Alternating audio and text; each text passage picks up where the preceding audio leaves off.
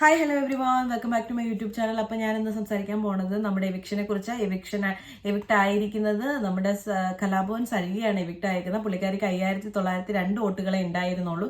ഏറ്റവും 2-3 ദിവസത്തായിട്ട് വോട്ടിങ്ങിൽ അങ്ങനെയാണ് കിടന്നുകൊണ്ടിരുന്നത്. അപ്പോൾ ഓൾറെഡി എവിക്റ്റ് ആയി. ഇത് എപ്പിസോഡിൽ നിന്ന് കാണിക്കും. പിന്നെ ഞാനിത് നേരത്തെ അപ്ഡേറ്റ് ചെയ്തുവെന്നേ ഉള്ളൂ. എനിക്ക് ന്യൂസ് കിട്ടിയപ്പോൾ അപ്പം ഞാൻ അപ്ഡേറ്റ് ചെയ്തു. പിന്നെ ഞാൻ ഇതിൻ്റെ ഒരു പാറ്റേൺ പറയാം, എങ്ങനെയാണ് ഇവർക്ക് വോട്ട് കിട്ടിയിരിക്കുന്നത്, ആ ഒരു റേഞ്ച് ഞാൻ പറയാം. അപ്പം താഴ്ന്ന മുകളിലേക്ക് പോവാം. സരികയുടെ ഞാൻ ഓൾറെഡി പറഞ്ഞു. ഇനി ശാരികയുടെ വരുന്നത് 6012 വോട്ടായിരുന്നു.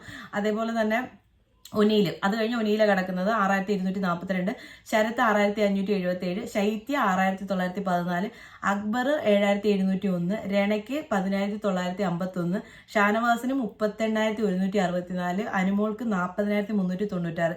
ഇത് ഭയങ്കര കറക്റ്റ് ആയിട്ടുള്ള ഇതാണോ എന്ന് വെച്ച് കഴിഞ്ഞാൽ എനിക്കറിയില്ല. എൻ്റെ കയ്യിൽ കിട്ടിയ ഡീറ്റെയിൽസ് ആണ് കേട്ടോ ഞാൻ പറയണത്. ഇതിൽ അക്ബറിനും ശരത്തിനും ഒക്കെ ഇത് പോയെന്ന് വെച്ച് കഴിഞ്ഞാൽ നമ്മുടെ അനുവിനെ ഭയങ്കര ടാർഗറ്റ് ചെയ്ത് സംസാരിച്ചത് കൊണ്ടും ഒക്കെ ആണെന്ന് എനിക്ക് തോന്നുന്നത്. അതേപോലെ ജിസൈലിനെയും ഇവരെയൊക്കെ ഭയങ്കരമായിട്ട് എന്താ പറയുക പാമ്പർ ചെയ്ത് നിൽക്കുന്നതുകൊണ്ടായിരിക്കാം മേ ബി അവരുടെ വോട്ട് താഴെ പോയത്. ശരത്തൊന്നും അത്ര നല്ല ഗെയിമറായിട്ടൊന്നും എനിക്ക് തോന്നിയിട്ടില്ല. മാറി വരുമായിരിക്കാം, അറിയില്ല. ഓരോരുത്തരും മാറി വരുന്നുണ്ടല്ലോ. പിന്നെ ഒനിയില് രണയ്ക്കൊക്കെ അത്ര ഗെയിമിംഗ് ഉണ്ടോയെന്ന് വെച്ച് കഴിഞ്ഞാൽ എനിക്കറിയില്ല. എനിക്കങ്ങനെ പേഴ്സണലി തോന്നിയിട്ടില്ല. ഞാൻ എൻ്റെ എല്ലാ വീഡിയോയിലും ഇങ്ങനെ പറയാറുണ്ടായിരുന്നു, രണ നല്ല ബോൾഡായിട്ടുള്ള കുട്ടിയാണ്, എല്ലാന്നൊന്നും പറയുന്നില്ല. ഭയങ്കര കേപ്പബിൾ ആണ് ആളിങ്ങനൊരു വലിയ പ്ലാറ്റ്ഫോമിലൊക്കെ വന്നിട്ടുണ്ട്. പക്ഷെ ഇത്രയും വലിയൊരു പ്ലാറ്റ്ഫോമിൽ പുള്ളിക്കാരിക്ക് വരാൻ വരെ പറ്റി. പക്ഷെ ഒരു ഗെയിം എന്താണെന്ന് അറിഞ്ഞ് കളിക്കുന്നതായിട്ട് എനിക്ക് തോന്നിയില്ല. ഓരോരുത്തരെ ചുറ്റിപ്പറ്റി നിന്ന് ഗെയിം ഉണ്ടാക്കുന്ന പോലെ അങ്ങനെ ഒരു ഫീലാണ് എനിക്കുള്ളത്. രണ പോയി കഴിഞ്ഞ് കഴിഞ്ഞാൽ ഒനിയലിന് കണ്ടന്റ് ഒന്നും ഉണ്ടാവില്ല. അപ്പോൾ ആ ഒരു സ്ട്രാറ്റജിയാണ് ഒനിയലിൻ്റെ ഉള്ളത്. ഒനിയിലൊരു എന്താ പറയുക, പ്രത്യേകിച്ച് ഒന്നും തന്നെ നടക്കുന്നില്ല അവിടെ. ഒനിയലിന് എനിക്ക് തോന്നുന്നത് മറ്റേ ജിസൈലിനോട് ക്രഷ് ഉണ്ടെന്നല്ലാതെ വേറെ വെറുതെ ഒന്ന് വായിട്ടലക്കും എന്നല്ലാതെ വേറെ ആരടുത്തും ഇല്ല കേട്ടോ. രണയോട് മാത്രമേ ഉള്ളൂ ഒനിയലിന്റെ വായിട്ടലപ്പ്. അപ്പൊ ഇവരൊക്കെയാണ് ഇനി കിടക്കുന്നത്.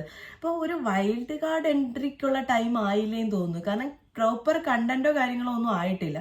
അപ്പൊ ഇന്നത്തെ എവിക്ഷൻ എന്തായാലും എപ്പിസോഡിൽ കാണിക്കും. ഞാൻ പിന്നെ ജസ്റ്റ് ഒന്ന് നേരത്തെ അറിഞ്ഞപ്പോൾ തന്നെ എൻ്റെ ചാനൽ അപ്ലോഡ് ചെയ്തതേ ഉള്ളൂ. അപ്പോൾ ഇത്രയേ ഉള്ളൂ. അപ്പോൾ ഇനി എന്തെങ്കിലും മെയിൻ മീൻസ് എപ്പിസോഡ് കണ്ടിട്ട് എനിക്ക് ലാലേട്ടൻ എന്താണ് ഈ വീക്കിനെ കുറിച്ച് പറയാൻ പോകണമെന്ന് അറിയാൻ ഞാൻ ഭയങ്കര ക്യൂരിയസ് ആയിട്ടിരിക്കുക. കാരണം ഞാൻ ഉദ്ദേശിക്കുന്ന കാര്യങ്ങൾ പുള്ളി പറയുന്നുണ്ട്, അല്ലെങ്കിൽ നമ്മൾ ഉദ്ദേശിക്കുന്ന കാര്യങ്ങൾ പുള്ളി ചോദിക്കുന്നുണ്ടോ എന്നൊക്കെയുള്ള ഒരു എക്സൈറ്റ്മെന്റും കാര്യങ്ങളും ഒക്കെ എനിക്കുണ്ട്.